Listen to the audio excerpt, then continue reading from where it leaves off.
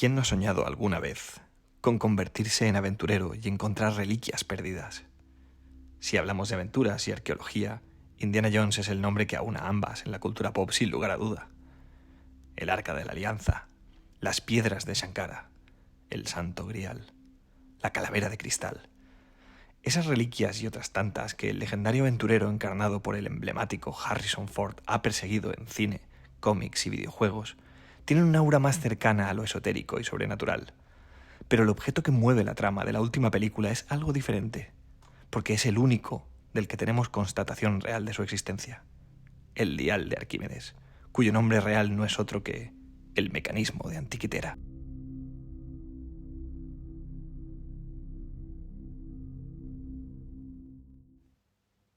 Hola YouTube, hoy os traigo algo que para mí es muy especial, con un tono distinto al que suele ser el habitual en este canal. Y es que vamos a abordar el lado friki de la historia y la ciencia, o el lado histórico y científico de lo friki, como lo prefiráis. Antes de nada, y a modo de disclaimer, quería deciros que aunque en español es más común llamar a la isla griega y al mecanismo Anticitera, yo prefiero llamar a ambos Antiquitera, ya que me resultan más próxima a su pronunciación original. En este vídeo hablaremos de Indiana Jones y el Dial del Destino, la última película de la saga del intrépido aventurero que marca el cierre y despedida del personaje. En este homenaje, tanto hacia Indy como hacia los fans, nos encontramos con el artefacto más cercano a la realidad de todos los que hasta la fecha haya perseguido el Dr. Jones, la máquina o mecanismo de Antiquitera. Así que vamos a ver qué hay de ficticio y qué hay de real en esta adaptación para el cine del mismo. En la película se describe el artilugio como una invención de Arquímedes, con la capacidad de predecir acontecimientos astronómicos futuros. Pero al margen de esto, la versión cinematográfica del mecanismo de Antiquitera puede hacer algo más. Mucho cuidado para el que no haya visto Indiana Jones y el Dial del Destino, porque aquí voy a soltar un gran spoiler. Así que, si es tu caso, para el vídeo y vuelve a continuar viéndolo cuando ya hayas visto la peli. ¿Advertidos quedan ustedes? Lo que ocurre es que la versión del mecanismo de Antiquitera de la película también tiene la capacidad de encontrar brechas temporales a través de las que poder viajar en el tiempo. Esta última cuestión, evidentemente, pertenece a la ficción y no es cierta en el original, lo cual no quiere decir que el auténtico no fuera capaz de hacer cosas igual de impresionantes. Pero vamos primero a ocuparnos de la versión más cinematográfica, ya que más adelante nos centraremos en el objeto real y en las similitudes y diferencias entre ambos. Esta maravilla que estáis viendo es una réplica exacta del Dial de Arquímedes, o la Anticitera, tal como se le llama y se muestra en Indiana Jones and the Dial of Destiny. Se trata de la última peli del mítico personaje creado por George Lucas y Steven Spielberg, pero dirigida en esta ocasión por James Mangold, director de Logan o En la cuerda floja, siendo la única película de Indiana Jones no dirigida por Steven Spielberg. El diseño de esta formidable réplica parte de un modelado original de un artista americano de internet llamado Bill, que ha sido modificado y ampliado por Andrew de AW Prints 123, hasta convertirla en la reproducción más exacta posible de lo que podemos ver en la película. Os dejo en comentarios sus perfiles de Etsy y Printables por si queréis echar un vistazo a su impresionante trabajo. Además, Andrew ha tenido la generosidad de compartir conmigo una serie de archivos donde se puede ver el despiece y proceso de construcción de esta maravillosa réplica. Una vez más, gracias Andrew por tu amabilidad y cercanía. Como podéis ver, esta réplica reproduce a la perfección el artefacto visto en cines y, al igual que aquella, la podemos dividir en 3 partes. El nivel de detalle de cada una de estas es impresionante. Incluso los engranajes del interior están perfectamente representados. Por detrás tenemos grabados de constelaciones y caracteres griegos adornan gran parte de la superficie del aparato, tratando de representar bastante fielmente cómo el artilugio original encontrado en Grecia debió haber lucido, pero con un diseño más cinematográfico. Obviamente, la réplica de AW Prints 123 no puede hacer todo lo que hace la versión vista en pantalla, pero es fascinante que Andrew haya encontrado la manera de que las agujas centrales se muevan y que el mecanismo pueda dividirse en 3 piezas de la misma manera que el de la peli. Acerca del diseño del objeto del celuloide, que esta réplica captura magistralmente, cabe añadir que, a pesar de que su apariencia ha sufrido concienzudas alteraciones para darle un aspecto más hollywoodiense, el artilugio no deja de estar basado en el mecanismo de Antiquitera. No obstante, el diseño de la peli está bastante alejado de la apariencia que se cree debió tener el mecanismo original, y su aspecto está influenciado por el diseño de antiguos astrolabios, relojes astronómicos medievales, sextantes, relojes de sol y otros aparatos de medición náutica. Simplemente viendo el diseño de este reloj de sol, uno puede darse cuenta de las influencias que la versión cinematográfica ha tomado de la realidad. El mecanismo de la película está fabricado con materiales que buscan acercarse a los que podrían haberse utilizado de ser real y haber sido fabricado en aquella época.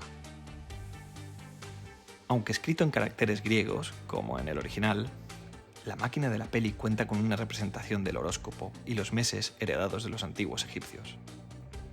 El conocimiento de las grandes culturas que les precedieron, como la egipcia o la babilónica, resonaba en sus costumbres e idiosincrasia, de la misma manera que toda la herencia griega y romana resuena hoy en nosotros. A fin de cuentas, los últimos faraones de Egipto, desde Alejandro Magno, los llamados Ptolomeos o dinastías tolemaicas, gobernaron las tierras del Nilo desde el 323 a.C.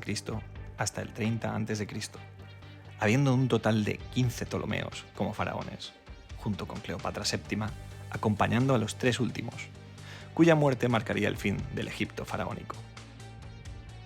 El origen macedonio de estas dinastías descendientes del general de Alejandro Magno supusieron un cambio cultural que se sumó a las costumbres y tradiciones egipcias para llevarlas a un siguiente nivel.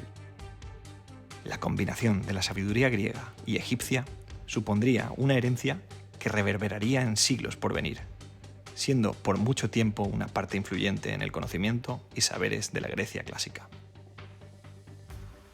Es todo un acierto que hayan incluido diversas inscripciones en griego clásico, ya que el original tenía instrucciones de uso escritas por todas partes en la lengua helena de aquella época.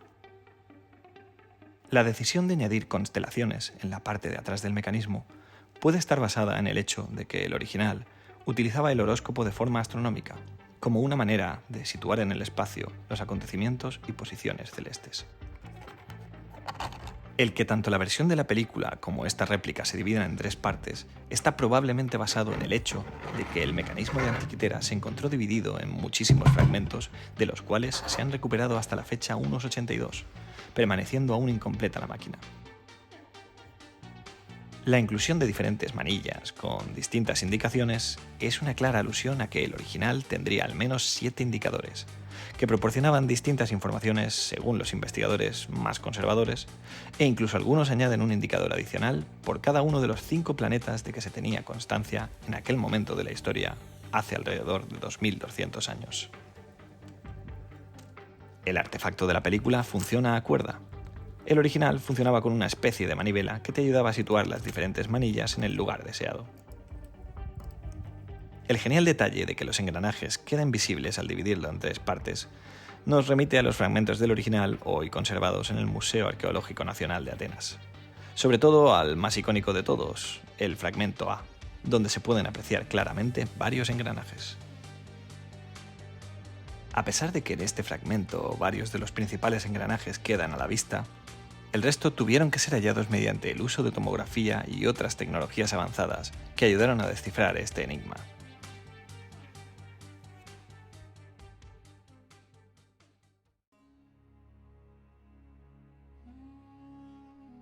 Indaguemos ahora un poco en el origen de todo, en el artefacto real.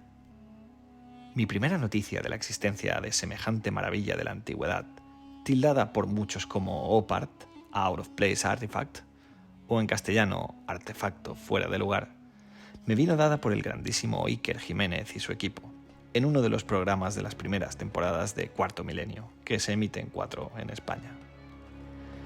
En aquel capítulo hablaron de los restos de un artefacto de la antigüedad, donde se podían ver sistemas de engranajes de una complejidad que no volvería a aparecer en nuestra historia hasta 1500 años después, con los primeros relojes astronómicos medievales. Aquello me voló la cabeza. No podía ser verdad. Tenía que tener otra explicación. ¿Cómo podía existir un artilugio con engranajes de esa intrincada complejidad creado 2000 años atrás? Permitidme el atrevimiento de tratar de haceros sentir con este vídeo lo que yo sentí aquella noche y que me ha acompañado hasta hoy. la desazón ojiplática ante la imposibilidad de la creación de un artilugio de tal complejidad tanto tiempo atrás, solo refutada por la innegable existencia de sus restos como se ha probado hoy día.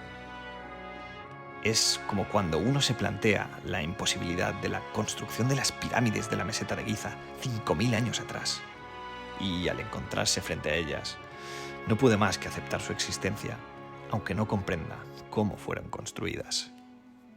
En la primavera de 1900, un grupo de buzos buscadores de esponjas tuvieron que desviar su ruta debido a inclemencias meteorológicas. Mientras esperaban que el temporal amainara, tuvieron que guarecerse en una pequeña isla que se halla frente a las costas griegas de la isla de Quitera, la remota Antiquitera. Para pasar el tiempo decidieron bucear por las profundidades de la zona. Tras una primera inmersión, uno de los buzos, Ilias Stadiatis, volvió a la superficie aterrado diciendo haber visto cuerpos desmembrados bajo el agua. Tras el impacto inicial, volvieron a sumergirse para comprobar que lo que allí se hallaba eran estatuas de bronce de gran calidad escultórica, corroídas por las aguas profundas y procedentes de un naufragio que debió haber tenido lugar en esa zona en la antigüedad, alrededor del año 70 a.C. Tras haber comunicado el hallazgo, una expedición rescató todo lo que pudo de aquel maravilloso pecio y lo llevaron al Museo Arqueológico Nacional de Atenas para su clasificación y estudio. Estatuas, ánforas y tesoros varios de gran valor, y entre todos ellos unos fragmentos oxidados de algún malogrado objeto de bronce. Durante mucho tiempo, aquellos maltrechos fragmentos estuvieron prácticamente relegados al olvido, cogiendo polvo en algún estante apartado de los almacenes del museo. Hasta que un día, el doctor en arqueología Valerios Stais, trabajador del Museo Arqueológico de Atenas y que en 1902 pasó a ser su director, reparó en algo que nadie hasta la fecha había visto. De uno de aquellos desdeñados fragmentos resaltaba lo que parecía ser una rueda dentada. El fragmento más grande, en adelante bautizado como fragmento A, parecía tener una serie de engranajes de distintos diámetros encajados en él. Esto hizo que se interesase por aquellas piezas metálicas oxidadas y que intentase dar con la clave de qué clase de objetos eran aquellos.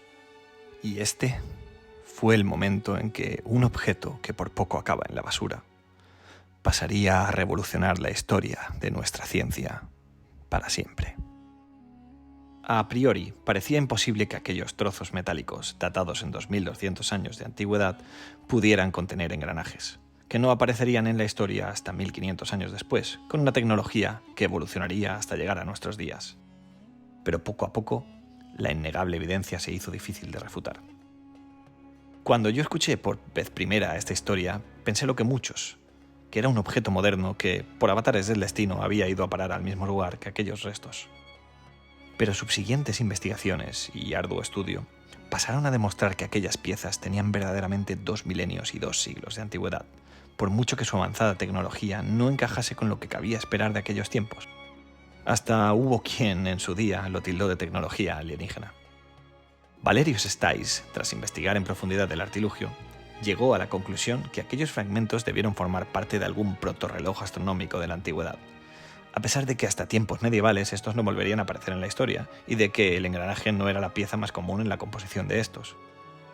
Poco tiempo después, un almirante griego llamado Ioannis Theophanidis realizó una serie de estudios en el mecanismo que derivaron en su reconstrucción de cómo pudo haber sido el aspecto original de aquel objeto. Si bien su réplica era algo rudimentaria y sus estudios no aportaron grandes avances en cuanto a qué era exactamente el mecanismo, este señor es digno de reseña por haber llevado a cabo la primera réplica del mismo sin usar aún ninguna tecnología para estudiarlo y basándose solamente en lo que sus ojos podían ver en los fragmentos.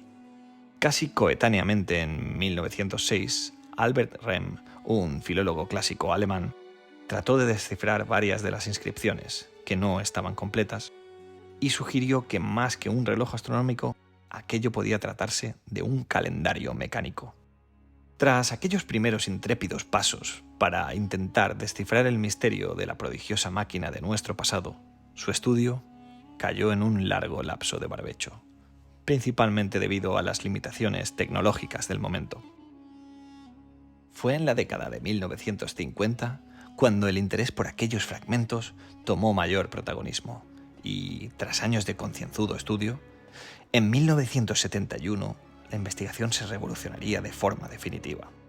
Gracias a avances tecnológicos como la tomografía o el uso más extendido de los rayos X descubiertos por Röntgen en 1895, el profesor y físico británico nacionalizado americano Derek de Sola Price y el físico griego Karalampos Karakalos pudieron acceder a las entrañas de los fragmentos, revelando una gran cantidad de engranajes de distinto diámetro en su interior.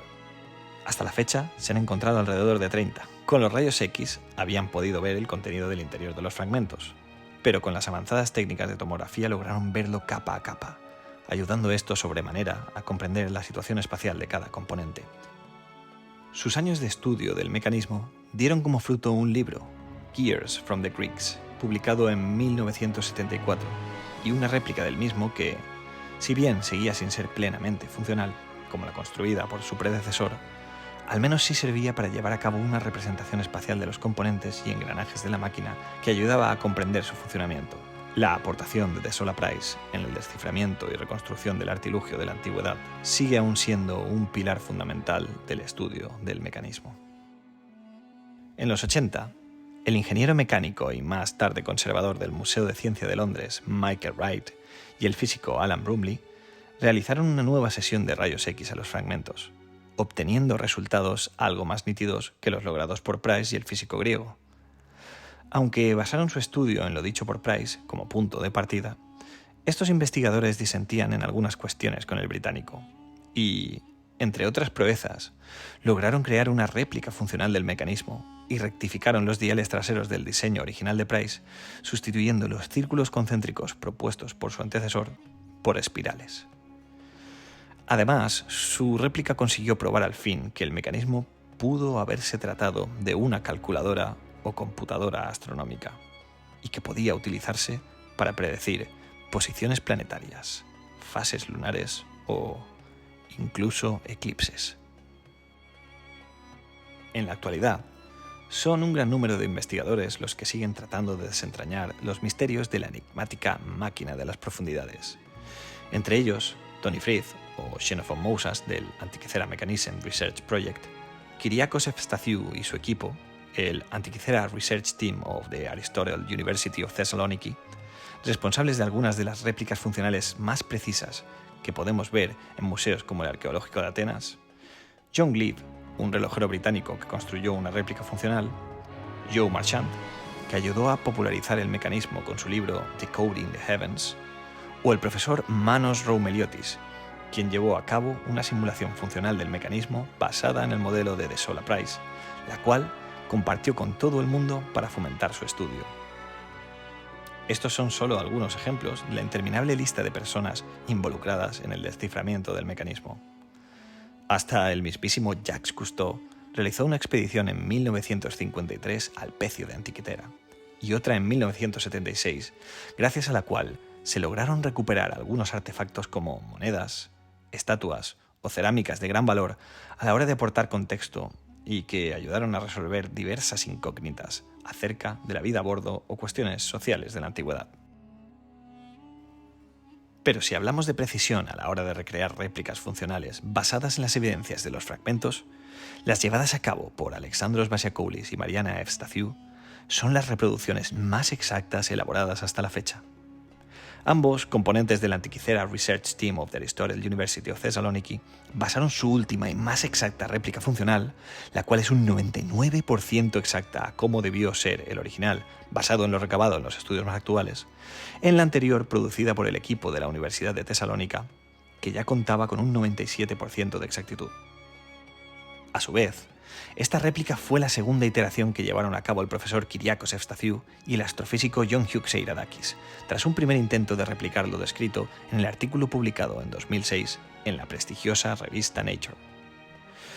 A partir de la segunda réplica, donde se recalcularon las distancias axiales, número de dientes de los engranajes y diámetro de los mismos, a Seiradakis y Efstathiou se sumaron los antes mencionados Alexandros Basiakoulis y Mariana Evstathiou, junto a otros miembros como Alexandros Toutas, quienes acabarían formando el equipo de investigación del mecanismo de Antikythera de la Universidad Aristóteles de Tesalónica.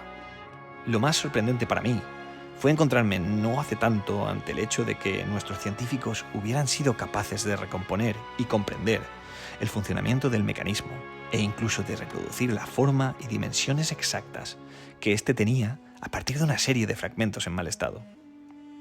Cuando supe de la máquina de Antiquitera por primera vez, enseguida vino a mi cabeza la idea de que se trataba de algo imposible de haber existido hace 2200 años. Así que lo que menos habría esperado es que tiempo después me dijeran que a día de hoy está prácticamente descifrada al 100% y que hemos sido capaces de reconstruirla de forma funcional.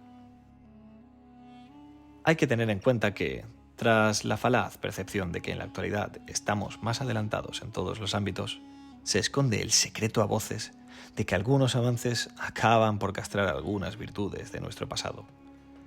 Pensemos que sin la contaminación lumínica actual, las noches en la antigüedad eran más oscuras y las personas podían contemplar gran cantidad de cuerpos celestes. De dicha observación continuada podían extraer sus órbitas y cuánto tiempo tardaban en completarlas. Y con los datos recabados de su observación y su experiencia, podían hacer predicciones acerca de qué posición ocuparían determinados cuerpos celestes en el futuro. Monumentos como Stonehenge o las pirámides de la meseta de Giza, que están supuestamente orientadas a las 3 estrellas del cinturón de Orión, dan buena cuenta del profundo conocimiento astronómico que el ser humano desarrolló ya desde la prehistoria, por tener un acceso tan privilegiado al cielo nocturno, libre de toda perturbación causada por el exceso de luz actual. Hoy, paradójicamente, con todos nuestros avances, ya no tenemos esa oportunidad a diario de contemplar de noche el manto celeste en su profundidad más plena, como nuestros ancestros hacían tantos años atrás. Así, en ausencia de televisión, de internet, de TikTok y otros robatiempos de nuestra vida cotidiana actual, el cielo se convirtió en entretenimiento y fuente de información. El ser humano aprendió a interpretarlo y, de esta forma, saber cuándo era el momento adecuado de sembrar, cuándo de cazar, e incluso escogían determinados periodos del año para liturgias tribales concretas por ser el cielo más propicio para ello. Muchos de los nombres de nuestras constelaciones actuales nacen de aquel momento, donde la gente, sin tantos venenos y distracciones como nos ofrece la tecnología actual, ocupaba su tiempo simplemente observando, deduciendo y aprendiendo. Así que quizás no hemos avanzado tanto en algunos aspectos y más bien hemos involucionado.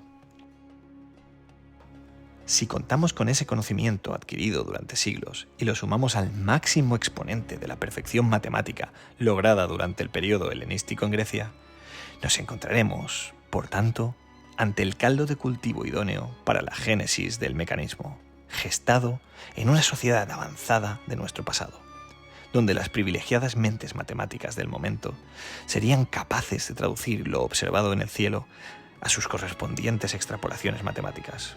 Y un grupo de ingenieros se encargaría de trasladar los cálculos de los primeros a diseños mecánicos, donde los radios de los engranajes o su número de dientes serían determinantes a la hora de reproducir escalas, rotaciones en proporción a otros cuerpos celestes e incluso movimientos elípticos como el de nuestra Luna, tal como relata Alexandros Toutas en su excepcional cómic sobre el mecanismo. Hay mucho debate acerca de quién pudo ser el artífice de tal maravilla y, si bien es cierto que hay historias que dan cuenta de grandes prodigios construidos por Arquímedes en la antigüedad y que algunos testimonios hablan de que pudo haber llevado a cabo una máquina semejante, las fechas no terminan de encajar y no hay una base de información sólida que respalde que él fuera el verdadero autor. Otras fuentes sugieren a Hiparco o Poseidonio como más probables artífices tras la intrincada máquina.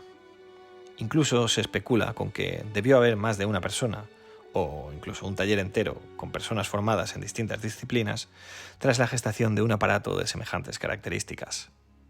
También se postula Rodas como lugar de construcción, aunque quienes defienden que la autoría pertenece a Arquímedes abogan por Siracusa, donde éste nació, vivió y murió. La verdad es que nada es concluyente a este respecto, así que a un servidor le gusta imaginar que aquella historia donde, tras 3 duros años resistiendo los ataques de las embarcaciones romanas en las costas de Siracusa, Arquímedes fue hallado en su habitáculo por uno de los centuriones de entre los que consiguieron tomar la ciudad costera. Y cuando éste trató de detenerlo, el genial matemático le increpó para que le dejase concentrarse en un problema que se encontraba tratando de resolver. Arquímedes murió a manos del centurión, a pesar de las órdenes que éste tenía del César de respetar su vida. Pero murió sin miedo a la muerte, absorto en sus cávilas como de costumbre. Algunas fuentes dicen que el centurión tenía también como misión recuperar un determinado objeto, una máquina prodigiosa capaz de predecir acontecimientos celestes y otros más mundanos, como los juegos panhelénicos. Y el círculo se cierra cuando, rumbo a un destino ignoto, el barco del centurión naufraga por causas desconocidas, sepultando por milenios el mecanismo en las entrañas del mar. Puede que no sea la versión oficial, pero es una de las versiones, y es como a mí me gustaría creer que ocurrió. Ahora, gracias a todos los estudios realizados durante estos años de incansable investigación, pasaremos a describir cómo funcionaba el mecanismo. El original se trataba de una caja de madera de unos 35 centímetros de alto, 20 centímetros de ancho y 15 de profundidad, que albergaban todo el conjunto de engranajes que se encontraban cuidadosamente dispuestos para cumplir su función. El aparato tenía dos puertas, una delante y otra detrás, en las cuales había clavadas dos planchas de metal, con instrucciones de uso en griego. Cada puerta permitía el acceso a unos diales. La puerta frontal daba acceso a un único dial que nos proporcionaba información acerca de la posición de la luna y sus fases y de la posición del sol con respecto a los meses del calendario egipcio y las constelaciones. Todo ello en caracteres griegos. El círculo exterior daba la información de los meses, donde, si nos fijamos bien, hay un pequeño espacio reservado para 5 días que se colocaban tras el último mes del año. Esto es porque los antiguos egipcios dividían los años en 360 días, al igual que los grados necesarios para cumplir un giro completo, o trazar una circunferencia completa, y de esta forma todos los meses tenían 30 días. A los 5 días sobrantes se les llamaba epagómenes, y eran utilizados para hacer un ajuste anual y para que todo encajase, y también para llevar el control de los años bisiestos. El círculo interior proporcionaba información de las constelaciones. Lejos de cualquier propósito astrológico, como hemos comentado antes, las constelaciones eran una forma de situar espacialmente los cuerpos celestes. La Luna y el Sol, y en algunas versiones también los 5 planetas conocidos hasta el momento, en el espacio. Los griegos fueron capaces de notar, con su observación del cielo nocturno, que en determinados meses del año se veían unas estrellas y en otros meses se podían ver otras totalmente distintas. Así pues, los antiguos griegos emparejaron cada constelación con el mes en que era visible, y de esta forma aparecen reflejadas en el dial frontal del mecanismo, donde el círculo exterior y el interior tienen una correspondencia entre sí debido a lo que hemos explicado. En la parte de atrás nos encontramos hasta 5 diales diferentes, 2 principales y 3 secundarios.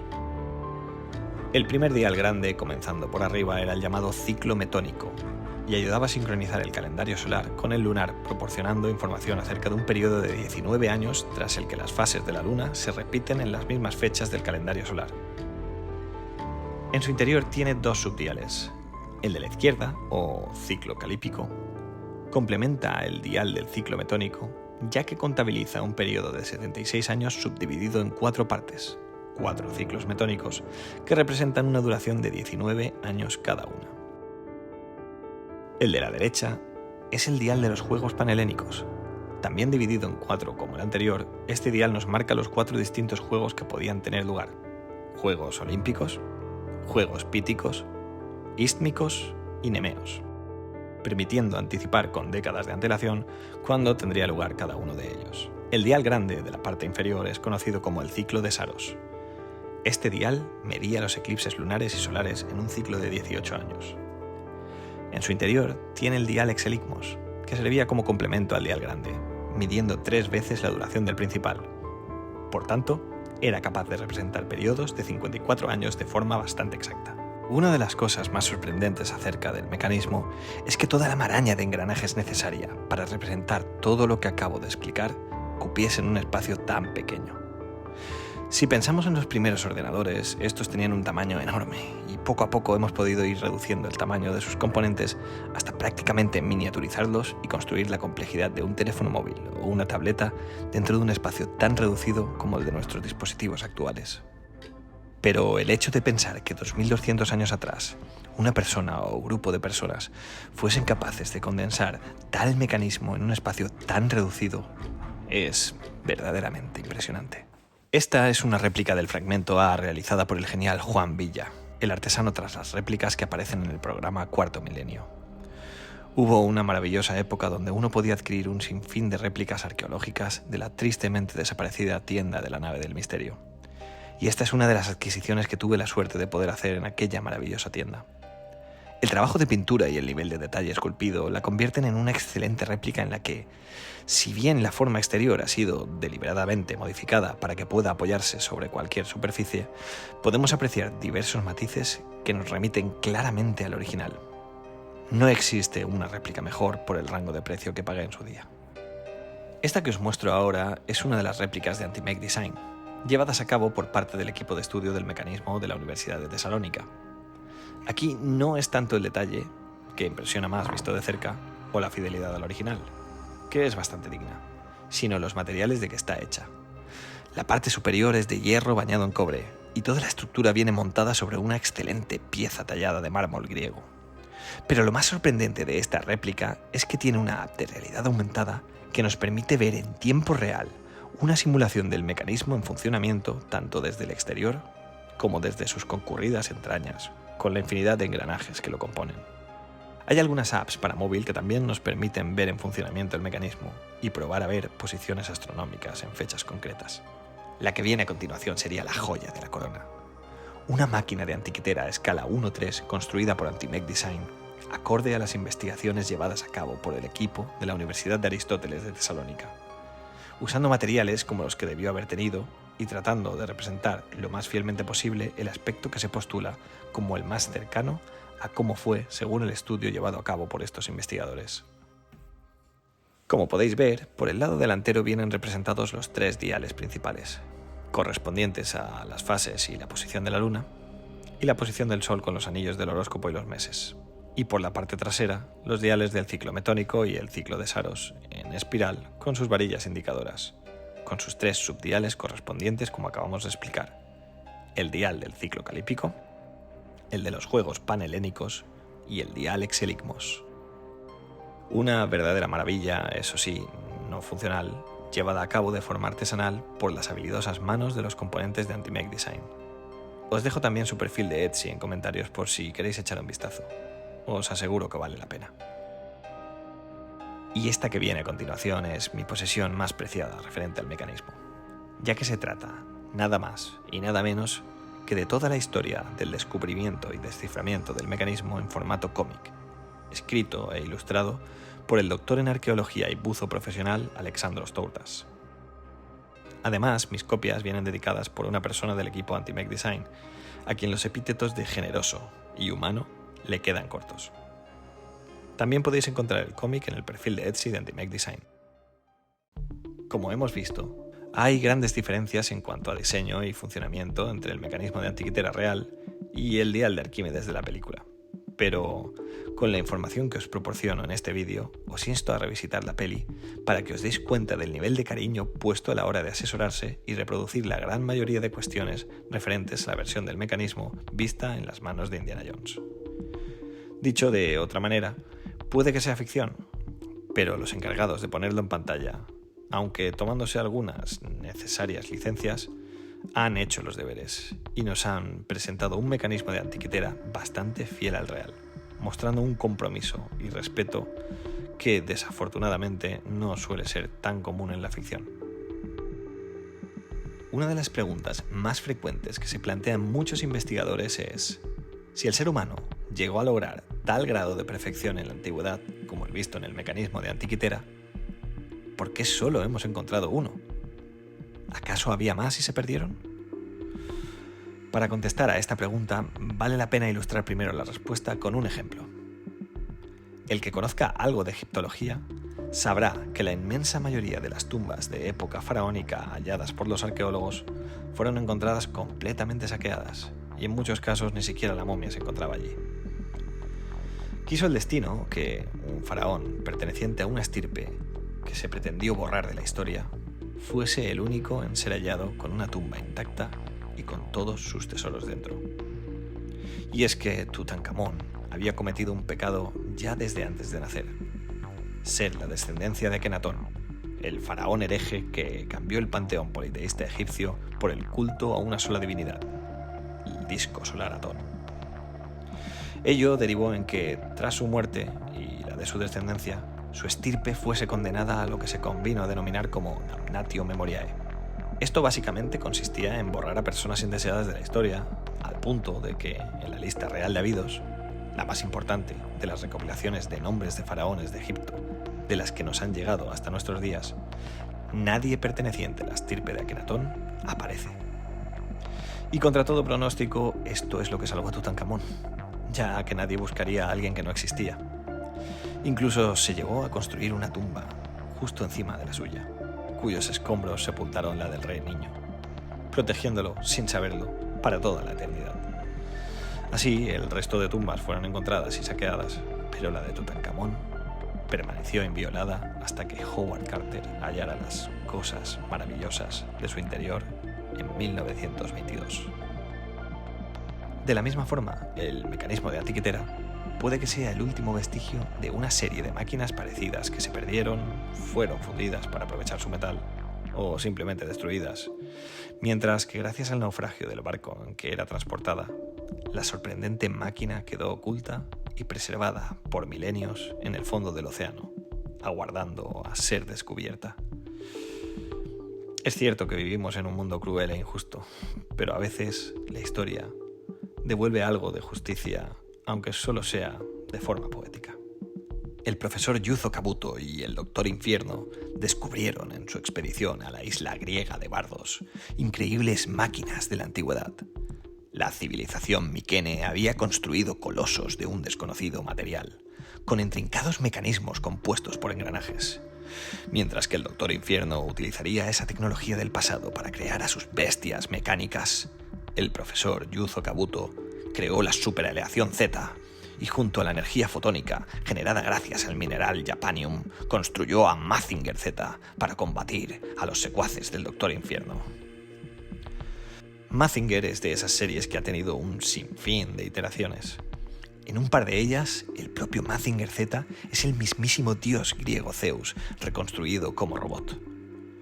Todo este trasfondo de la Grecia clásica y el hallazgo de tecnología avanzada de la antigüedad le hace a uno pensar qué influencia pudo tener en Go Nagai el mecanismo de Antikythera a la hora de concebir la idea de Mazinger, y sirve para reflexionar acerca de cuán necesario es que la ciencia, la historia y el arte en cualquiera de sus formas se retroalimenten. La ciencia es el motor que supone el avance de nuestro conocimiento. Grandes figuras de nuestra historia han dedicado sus vidas a comprender el mundo en el que vivimos y a tratar de explicar los misterios que nos rodean y el propio enigma que somos los humanos. Lamentablemente hay veces en que mentes maquiavélicas se oponen unilateralmente al avance de la ciencia, y ello nos condena a épocas de oscurantismo que suponen para nuestra especie un retraso de siglos en el avance de nuestro conocimiento. ¿Qué tuvo que suceder para que un prodigio del calibre del de la portentosa máquina encontrada en las profundidades de las aguas que rodean la pequeña isla de Antikythera acabase olvidada entre los restos del naufragio del navío que la transportaba? ¿Fue algo fortuito? ¿Se dirigía el barco a Alejandría para dar cuenta de los méritos del dispositivo y una imprevista tormenta truncó su avance, como sucedió con el barco que transportaba el sarcófago de Micerinos? ¿Fue un botín tras el asesinato de Arquímedes que jamás llegó a su destino? ¿Hubo un interés oculto por hacerlo desaparecer? A veces parece que, como con la Torre de Babel o el mito de Ícaro, cuando nos acercamos demasiado al cielo o al sol, hay quien hace todo lo posible por cortarnos las alas y derribarnos, como si hubiese un interés porque no avancemos más de lo debido. Sea como fuere, el caso es que hasta 1500 años después, el mundo no volvió a ver una tecnología semejante. Lo que me hace preguntarme, ¿a qué nivel tecnológico nos encontraríamos hoy si el mecanismo hubiese llegado a buen puerto y no se hubiese perdido por milenios en las profundidades del océano? ¿Cómo sería nuestro mundo con 1500 años más de conocimiento? No soy científico. Seguramente ni siquiera sea la persona más indicada para hablar de temas como este. Pero creo firmemente que el conocimiento no debe restringirse a unos pocos. Y que si gracias a la última película de Indiana Jones algunos han descubierto esta maravilla llamada mecanismo de antiquitera, pues viva Indiana Jones.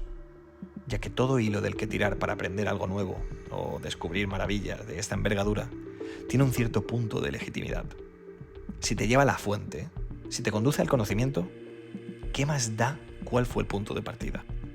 El cine, la música, el arte, no están exclusivamente relegados al mero disfrute vacío. Y si cualquier forma de arte nos conduce a la curiosidad histórica o científica, entonces la experiencia será mucho más gratificante. A fin de cuentas, este vídeo no existiría si Indiana Jones no hubiese buscado el dial de Arquímedes, ya que, a pesar de que este vestigio arqueológico que da prueba de una tecnología muy superior a lo esperado en nuestro pasado remoto ya era algo que me venía obsesionando desde hace más de una década, sin la parte geek o friki de Indiana Jones como contrapunto, quizás no habría tenido cabida en este canal. El mecanismo de antiquitera estuvo mucho tiempo relegado al más profundo olvido, hasta que los grandes nombres que lo descubrieron lo pusieron en valor.